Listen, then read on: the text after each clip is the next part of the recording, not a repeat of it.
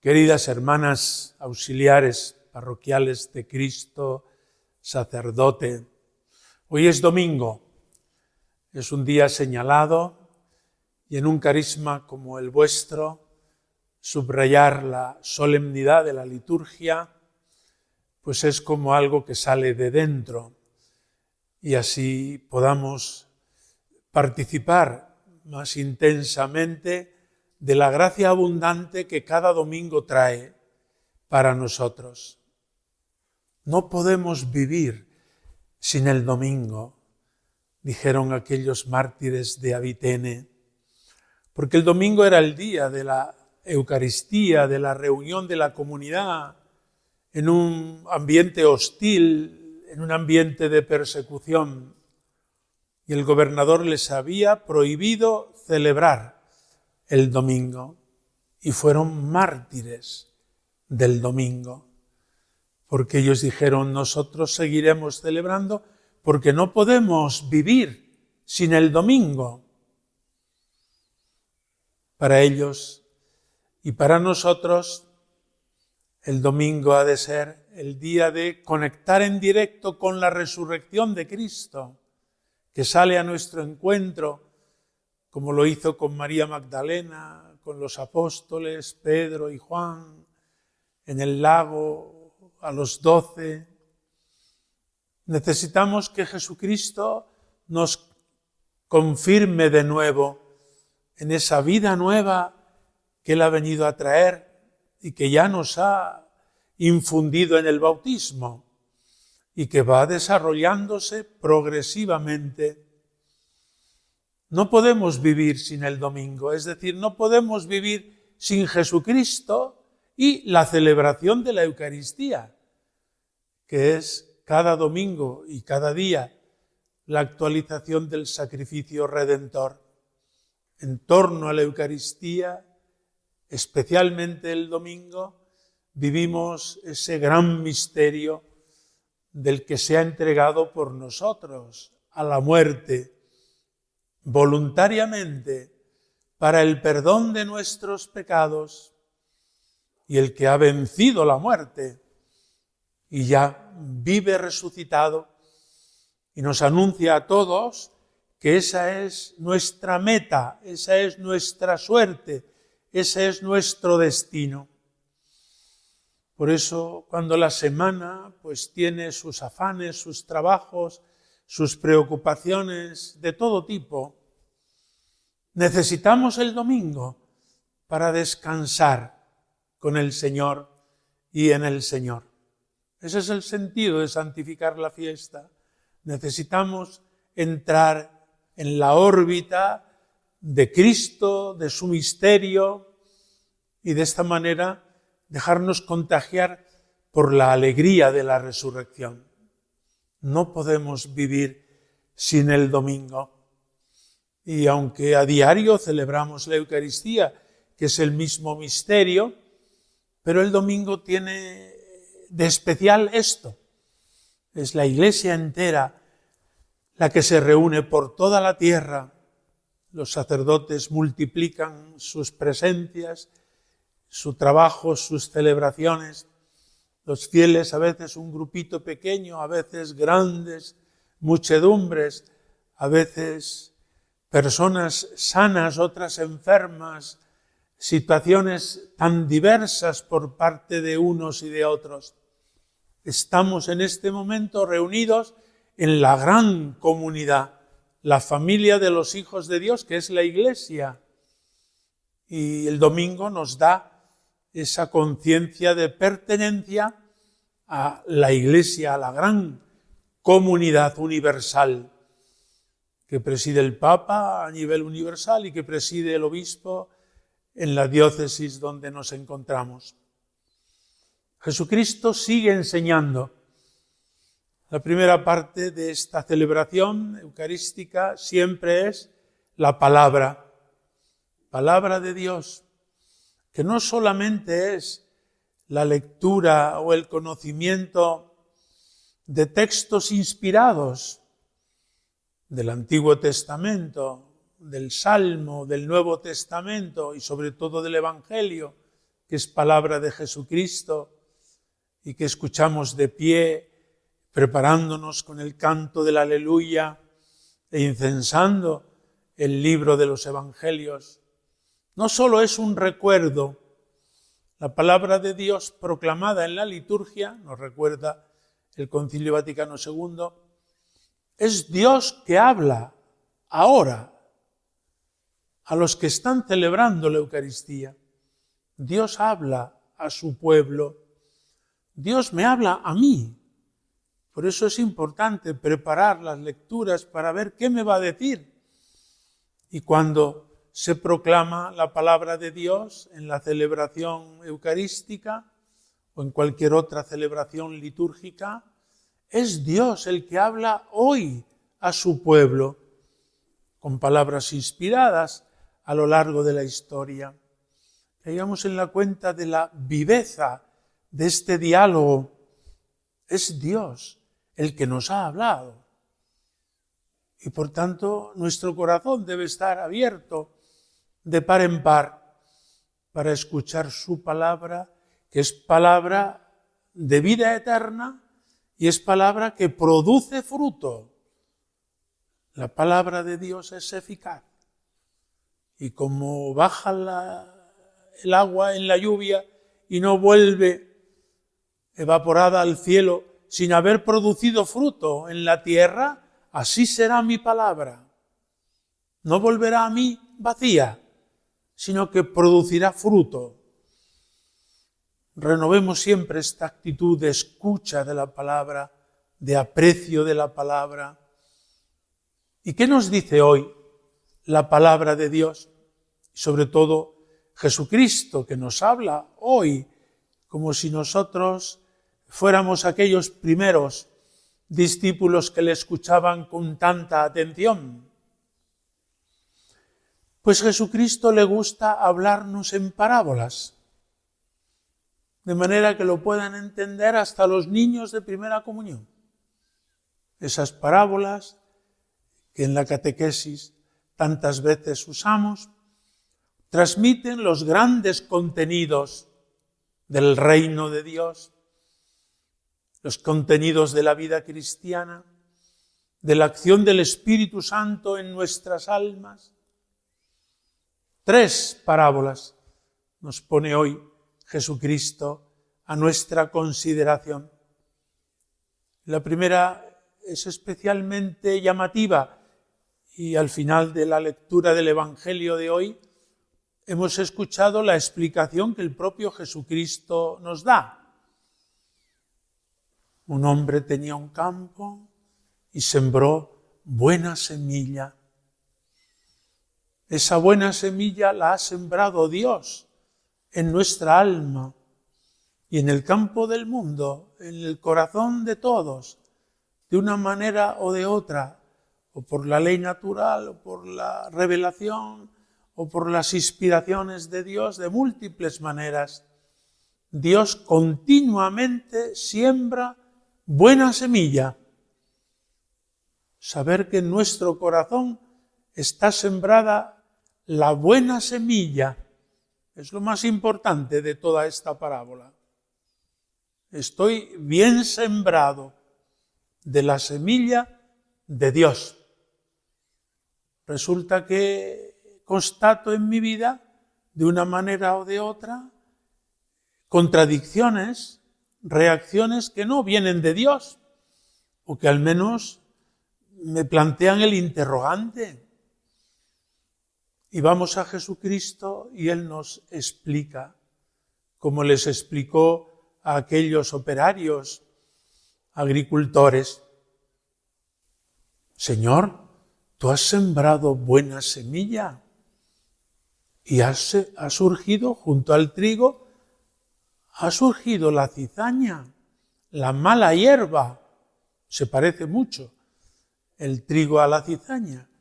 Pero claro, el trigo es alimento y la cizaña es veneno. El enemigo lo ha sembrado. En el misterio del bien y del mal, con el cual nos encontramos continuamente, el mal nunca proviene de Dios. Dios no ha hecho el mal. Es totalmente contrario a él. Ha permitido que el enemigo siembre el mal, porque para Dios no se le escapa nada. Pero él no es el autor del mal, ni del pecado, ni de la muerte. Eso viene del enemigo o del mal uso de la libertad humana, cuyo estipendio es la muerte, como nos recuerda San Pablo. Y viene la segunda parte. ¿Y cómo tenemos que gestionar el mal en el mundo, en nosotros? Pues procurar que el mal se convierta en bien, que la semilla sea la buena cada vez más y se multiplique, de manera que la cizaña quede como reducida, a una mala hierba cuyo destino es el fuego. Pero a nosotros nos viene enseguida la prisa, nos viene enseguida la zozobra, la impertinencia, la impaciencia. Y nos dice Dios una lección muy buena para gestionar el mal en nosotros y en los demás. Ten paciencia, vete trabajando, encontrarás logros de superarte y de superar el mal, porque es más fuerte y más potente la semilla buena. Pero si de vez en cuando brota la mala hierba, no te asustes, que el enemigo la ha sembrado. Y tampoco quieras arrancarla de un tirón, porque probablemente al arrancar la mala hierba, también arrancarás la buena semilla. Déjala. Y ya llegará el momento en que pueda separarse la buena semilla para el granero y la cizaña y la mala hierba para el fuego. Esta lección que luego Jesús explica al final del Evangelio de paciencia nos viene muy bien, porque nos ponemos nerviosos cuando descubrimos defectos, aunque sean pequeños o grandes, cuando nos sorprende el mal genio, cuando nos sorprende nuestro carácter, el pronto de nuestra manera de ser. Tranquilo. No porque eso esté bien. El dueño del campo no dice, hay que ver, qué bien que ha crecido la mala hierba, no, vamos a ponerle el remedio. Pero debe ser un remedio prudente, un remedio que no es tajante, sino político, diríamos, de saberlo gestionar bien. Muy importante esta parábola del trigo y de la cizaña, para saber que es Dios el que siembra la buena semilla, que la mala hierba no la ha generado Dios, y que si el mundo está mal, es porque el demonio está operativo, y porque encuentra colaboradores. Son los colaboradores del maligno, nos ha dicho el propio Jesucristo. Y no tenemos que asustarnos. Y no tampoco que tenemos que hacer un juicio inmediato. Tranquilos. El trigo y la cizaña crecen juntos para que el trigo se fortalezca y al final sepa que su destino es alimentar al hombre y la cizaña es pasto del fuego. Y nos pone otras dos parábolas. La parábola de la levadura y la parábola de esa semilla pequeñita. Es como una pulga, ¿no? Esa semilla pequeñita luego crece y se hace más alta que los arbustos. La segunda lectura nos ha dado la clave, y es que el Espíritu Santo viene en ayuda de nuestra debilidad. Y aunque no sabemos pedir lo que nos conviene, El Espíritu Santo trabaja continuamente en nosotros con gemidos inefables para hacernos pedir lo que nos conviene según Dios. Pues es muy pequeño lo que al principio esta semilla supone, pero está llamada a dar frutos abundantes. Y la otra, de la levadura, un poquito de levadura, las que conocéis recetas de cocina, le da un toque, no solo al bizcocho, sino a otras platos y recetas que podéis hacer en la cocina, ¿no? Un poquito, no mucho, porque si no se hace empalagoso. Poquito hace que aquello esté hueco, esté con buen sabor, esté apetitoso. Como veis, Jesús, en sus parábolas, siempre tiene en cuenta la dimensión masculina y la femenina. El grano de mostaza es pues para el agricultor que cuida el campo, la tierra, y la levadura es para el ama de casa. Pero todos entendemos la una y la otra. En definitiva, Jesús, al hablarnos con parábolas, nos está enseñando lo más profundo de su corazón. Nos está enseñando que Dios es bueno, está de nuestra parte, siembra en nuestro corazón la buena semilla, aunque a veces no se vea como el grano de mostaza, o aunque a veces sea insignificante en la proporción, como el pequeño trozo o cantidad de levadura, y que Dios está trabajando. Para eso ha enviado su Espíritu Santo. Y en resumen, nos viene a decir, aprended de la prudencia de Dios, en el discernimiento del bien y del mal. Aprended de la prudencia, es lo que nos dice la primera lectura. Dios es sabio, es prudente, conduce la historia y Él sabe por dónde vamos. A veces uno se marea mirando el mundo, las vueltas y las volteretas que da, y dice uno, ¿pero a dónde vamos? No te preocupes, Dios conduce la historia y sabe muy bien lo que tiene que hacer en cada momento. Y mientras tanto nos va preparando en la esperanza y nos va dando estas explicaciones para que nosotros encontremos el sentido de la vida en la palabra de Dios.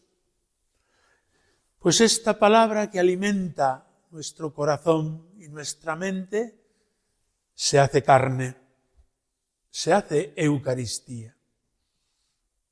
Por eso no podemos vivir sin la Eucaristía, porque es Dios que nos habla y es Jesucristo que viene al altar, renovando su sacrificio redentor, renovando la ofrenda de su vida al Padre y recogiendo la nuestra para unirla a la suya. Viene al altar para darse en comida y alimento de vida eterna. ¡Qué gran invento! La Eucaristía. Solo se le podía haber ocurrido a Dios, a Jesucristo, porque a través de este sacramento de la Eucaristía, hoy, aquí, ahora, Jesucristo aparece joven, nuevo, resucitado. Han pasado 2000 años. No es un objeto de museo, es la presencia misteriosa, viva y vivificante del resucitado. Pues celebremos el domingo con este sentido gozoso al que la Iglesia nos invita y demos gracias por esta palabra y sobre todo porque esta palabra hecha carne alimenta nuestras vidas. Que así sea.